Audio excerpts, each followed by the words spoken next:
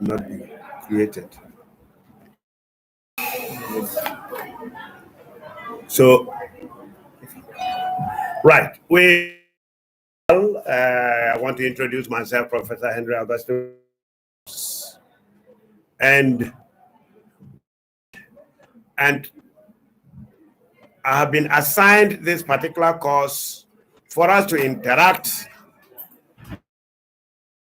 discuss, and to guide, so that at the end of the day, the required knowledge will be achieved. Now, the course is divided into units.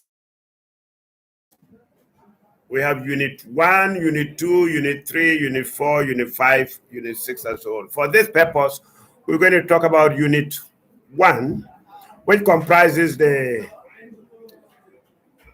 description, course description, and then we'll go strictly by the course description and objectives. First, this course will prepare students to understand the theoretical and practical aspects of motor learning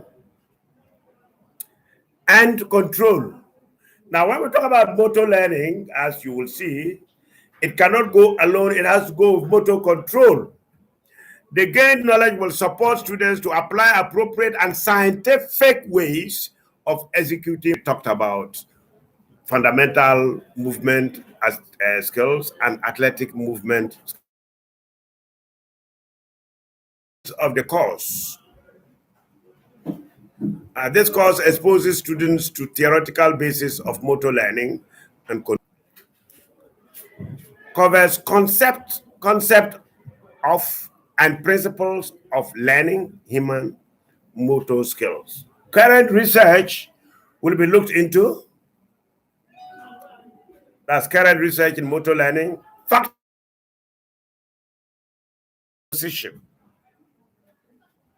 Factors influencing the analyzing and performance of skills. Retention and transfer of skills, and a practical laboratory component of motor learning and development. So it's set. We didn't set it, it's been approved. And so 10. The mode of delivery,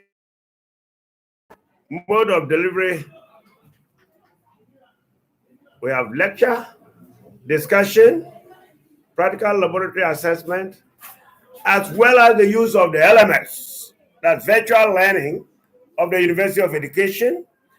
And we will also employ the use of YouTube, this channel that we're using, the Zoom, and in other difficult times, we'll use WhatsApp and the email system for learning. We still have a number of them yet to be added. For example, prefer to Clark and Clark is there, and so we'll beef this up as we continue going through and getting new literature on the way. So now let's look at the meaning of motor. Means movement. And you can have the movement of the whole body, movement of part of the body, movement of whole body with an object or without an object. You can also have a combination of the movement from a stationary position or in motion. So looking at the arrangement, you can conclude that we have simple movement and complex movement. Simple movements are just moving the whole of the body like walking, which is moving the body, walking, running, simple. Moving part of the body like swinging the arm, raising the legs, and then you can also have a combination of moving the whole body and moving part of the body. For example, walking and swinging your arms, skipping. When you skip, you move the whole body, and at the same time, you move the legs and the arms. Simple. So these are simple movements. Now, when you add an object, now the third party is an object to the body, whole body.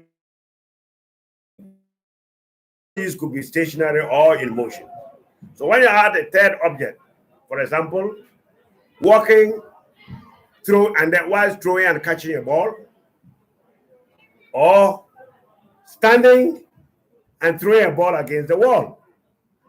So that, and the further complexity of movement is, for example, moving without and waiting for an object to come for you to react. And this calls for a lot of coordinated activities like hand-eye ball coordination or hand-eye and the final result of reacting. For instance, I'm running, a handball is thrown to me. I got to organize myself, catch the ball, and also throw the ball again or shoot the ball. So these are the aspects of complex movement, and we need to understand. When you take motor control deals with all the underlying affect correct movement. Correct movement. As I buy now, or move now, or move ye. I be ya better take a chow. Bakama kana de wuchi. Kate and a buta to get ye. Kana achi. That is by the way. So I want you to understand that without motor control, motor learning cannot be complete. So as teachers, our main focus will be on how to control those movements. And so we need to understand the underlying principles of that particular movement. So we know the movement and what are the mechanics of that movement. Walking. We know that when you move the left foot forward, then the right foot will go with it. If you don't know that, then you cannot teach it. Walking, like in a walking race, you have to go on the hill to the side of the left of the foot and roll onto the big toe of the foot, and so that way, then you will control the correct movement as far as our subjects are concerned. So motor control is about the underlying principles and then the mechanisms that are involved in the correct aspect of that movement. Movements like that, the movement and effective. Right. Any questions for now? Let's see. Maybe I was going too fast. So let's see. Any questions? If you have any questions, can just type them out.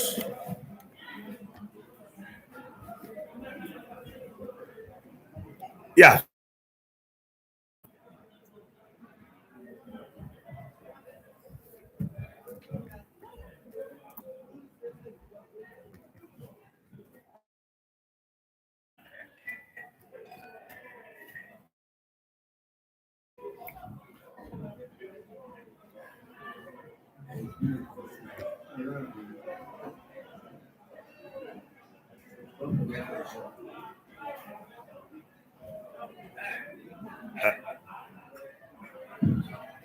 Somebody is trying to say something.